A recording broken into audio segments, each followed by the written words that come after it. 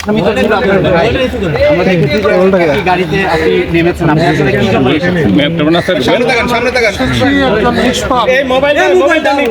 নিষ্কলুষ মানুষকে অন্যায়ভাবে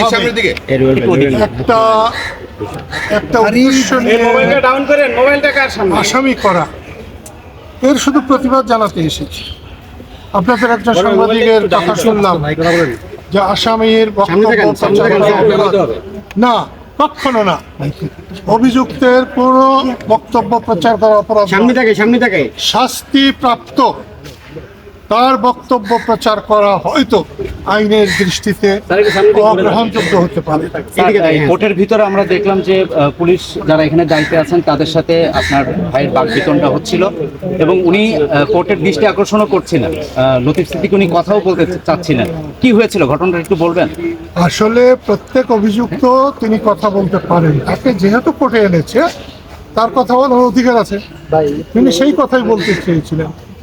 গত রাতে তাকে ডিবি অফিসে নিয়ে যাওয়া হয়েছে, আমি তাদের যে সুন্দর ব্যবহার দেখছি, এখানে তার বিপরীত একেবারে অসুন্দর ব্যবহার। আমার গায়েও ধাক্কা লেগেছে। লতিফ সিদ্দিকী 87 বছর বয়স, যার এই বাংলাদেশের জন্মের বেদনার সাথে তিনি জড়িত। ঠিক আছে, আমি মুক্তিযুদ্ধে একটা বিরাট সুনাম অর্জন করেছিলাম, কিন্তু তারও সূচনা করেছিলেন এই লতিফ সিদ্দিকী। লতিফ সিদ্দিকী না হলে আমি একজন রিক্সা চালক হতাম অথবা গরুর রাখাল হতাম। আমি মনে করি সম্মানী ব্যক্তিদের সম্মান দেওয়া উচিত। ওনাকে হ্যান্ডকাপ পরানোর বিষয়টা কিভাবে? আমার হ্যান্ডকাপ নিয়ে কোনো ব্যাপার নাই, এটা সরকার বুঝবে। আমাদের গায়ে হাতে হ্যান্ডকাপ বহুবার পড়েছে। হ্যান্ডকাপকে আমরা খুব একটা খারাপ কিছু মনে করি না। বিবাহের সময় মেয়ের হাতের চুরি যেমন দেওয়া হয়, আমরা ওরকমই মনে করি। আচ্ছা, উনি বলতে চেয়েছেন যে ওনাকে যেন ফাঁসি দিয়ে দেওয়া হয়, উনি সেটা বলতে চেয়েছিল। আমি এই কথাটা স্পষ্ট করেই বলবো, মানুষ বাঁচে কদিন? ওনার 87 হয়ে গেছে, আমার 80 হয়ে গেছে।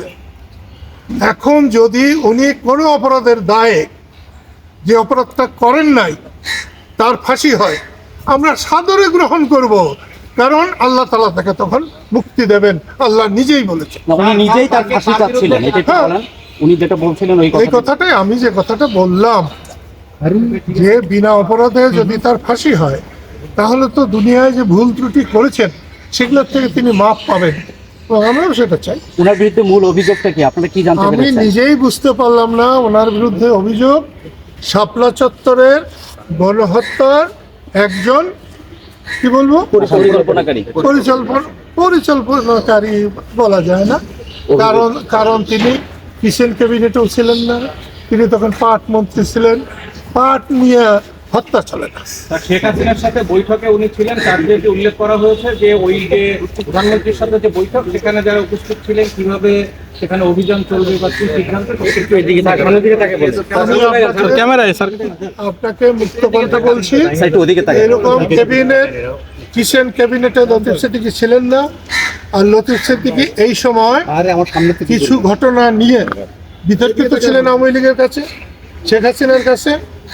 এবং উনি যেহেতু জয়কে বলেছিলেন কি যেন কথাটা, কিন্তু উনি ওইভাবে, জয় দেশে মানুষ নয়, রাস্তার মানুষ নয়, উনি বলতে চেয়েছিলেন যে জয় হচ্ছে বঙ্গবন্ধু শেখ মুজিবুর রহমানের নাতি, তাই ফেলনার মানুষ নয়।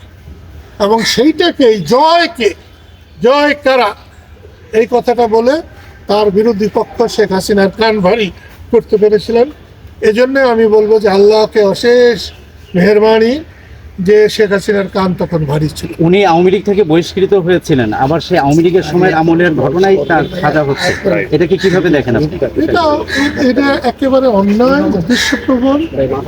উদ্দেশ্য প্রণোদিত, এবং এটা একেবারে অচল।